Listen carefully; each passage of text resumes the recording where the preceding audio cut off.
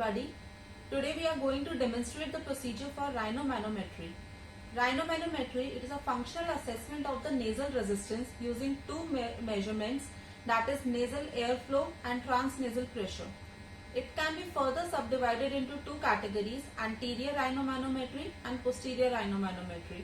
In anterior rhinomanometry, the pressure sensing probe is usually sealed onto the one of the nostrils, and the sealed nostril, it acts as an extension of the pressure sensing tube, which is further used to measure the transnasal pressure at the posterior nares. The procedure is similarly repeated onto the opposite side. At the end of the procedure, the nasal resistance of both the nasal cavities are measured and summed up. Now next is posterior rhinomanometry. In posterior rhinomanometry, the pressure sensing tube is placed into the mouth of the patient, which measures the transnasal pressure at the posterior nares. It is a single step in which it gives the pressure at the posterior nares. Both the values for the anterior rhinomanometry and the posterior rhinomanometry are depicted into the form of a graph, and the values of the air resistance, nasal resistance, are calculated by the machine, which can be compared with the standard values and gives us the impression about the nasal resistance of the patient. Show you the parts of the machine. These are all known as the nasal plugs. These are available in three sizes: the large size, the medium size and the small size, depending upon to the age group of the patient. The nasal plug should be snugly fitting into the nasal cavity and should not cause any alar distortion. This is the tube, also known as the pressure sensing tube. The one end of the tube is attached to the nasal plug, and the other part of the tube goes into the inside the mask for the pressure sensing. This is the mask which is used for the this is a mask used to measure the nasal resistance. The mask is also available in different sizes according to the age group of the patient. The mask should be snugly fitting upon to the patient's face, and there should be no air leak. Next is to the machine of the rhinomanometry. The machine available in our department is the Rhinotest 1000, and this is attached to the software on the console, also known as the Rhinotest. Now we begin with the procedure. First of all, we have to make the patient sit into the chair comfortably. The patient should be calm, composed, explained about the procedure, and the patient should be quietly breathing. So here we begin with the procedure. हम आपका एक जांच करेंगे, एक mask लगाएंगे आपके चेहरे पे, और उसमें एक ये ट्यूब होगी, ये आपके पहले एक तरफ राइट साइड के नोज में डालेंगे और फिर लेफ्ट साइड के नोज में डालेंगे. ये आपके हम साइज के अकॉर्डिंगली डालेंगे. अगर आपको कोई भी दिक्कत हो रही है तो आपको बताना है. आपको बिल्कुल नॉर्मल सांस लेनी है, जबरदस्ती गहरी सांसें नहीं लेनी है. After explaining to the patient, I would like to describe about the software of the machine. This is the Rhinotest software.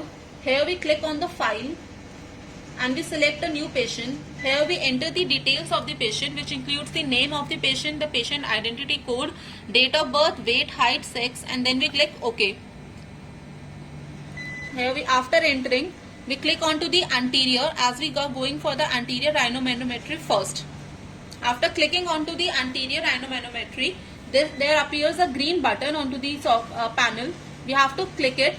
For this, the machine has to be calibrated before starting. For calibration, we click on the green button.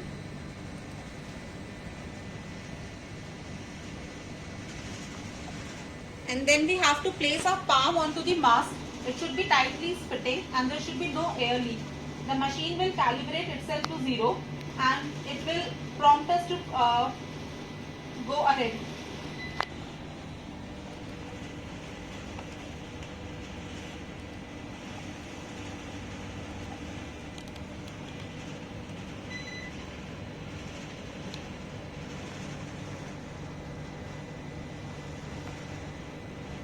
Now we can see a pop-up box which shows the airflow from the left nasal cavity, and the right nasal cavity is to be occluded. So here we proceed with the examination. We select the appropriate size nasal plug for the patient and we attach it onto the one end of the nasal tube, and the other end of the pressure sensing tube is attached to the nozzle provided inside the mask. Then standing in front of the patient, we place the mask over the patient and we ask the patient to insert the nasal plug into the right nasal cavity of the patient. It should be comfortably and quietly inserted, and the patient, there should be no LR distortion. And the patient, can you please take off your specs? And we place the mask over the patient. The mask should have no air leak. The mask should be tightly fitting all around the face. There should be no air leak. And also we have to take care that the tube, the pressure sensing tube, it should not be kinked anywhere. Now after making sure that the mask is completely sealed around the cavity, we ask the patient to hold the mask and we press OK. And we ask the patient to take normal breaths. And once the patient starts breathing quietly, the machine starts recording the graph.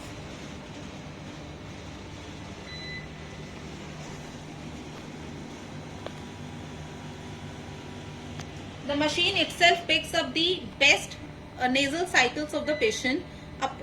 It depends on patient to patient. Usually the machine picks up around 9 to 15 cycles for each patient, and it selects the best nasal cycles.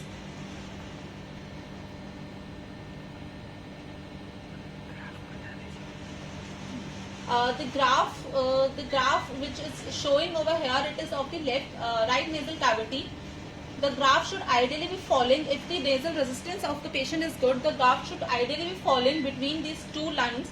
The graph that we use for clinical measurement is the flow versus pressure graph.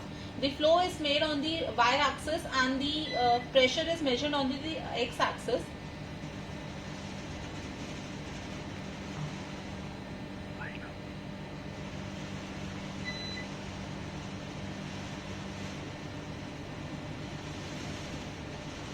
Here there is a machine. Here there is a two more graphs that are being shown, that the flow versus time graph and the pressure versus time graph. These graphs are basically for the research purposes. Now once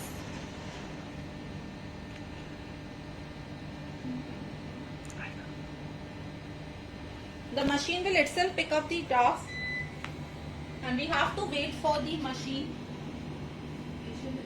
The machine also prompts, in case the patient is not breathing quietly, the machine will prompt us to make sure that the patient is breathing quietly. So again we have to ask the patient to breathe normally and calmly.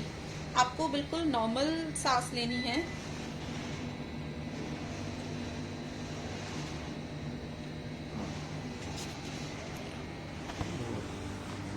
Once again the machine starts.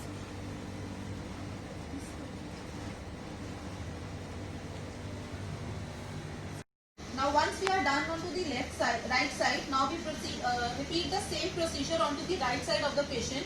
Similarly, the left nasal cavity is occluded using the nasal probe, and the mask is made to fit onto the patient's face in a sealed manner, and then the recordings are obtained. Here we have obtained after the recordings are made for both the sides, the software gives us a graph of this kind. Here it shows the blue line depicts the graph of the left nasal cavity, and the right pink line shows the graph of the right nasal cavity. Now we go back. Now once we are done with the recording of the anterior rhinomanometry, we proceed on to the posterior rhinomanometry. For this, we ask the patient to put the tube inside the mouth and similarly place the mask over the face. And we cover the mask with the face in a sealed airtight manner, and then the patient is asked to breathe normally with the tube, but we making sure that the patient exhales through the nose.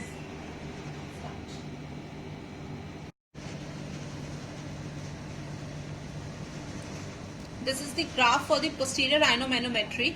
The computer again picks up the best cycles and records the graph according to it.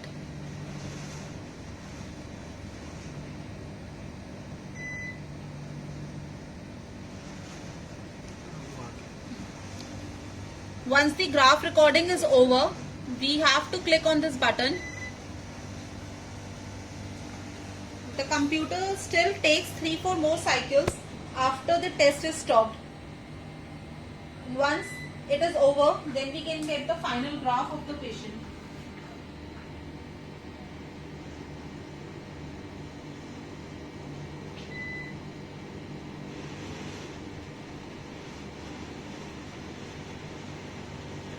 This is the final graph of the posterior rhinomanometry obtained for the patient.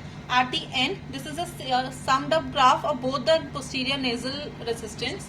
At the end, we can collaborate the final reading of both the anterior and the posterior rhinomanometry and take out the printout of the graph. The table on the extreme right corner gives us the reading of the nasal resistance that can be depicted in the values of X and the standard deviation. At the end of the procedure, we should make sure that the mask, the nasal probes and the plugs should be all sanitized before proceeding on to the next patient. Thank you.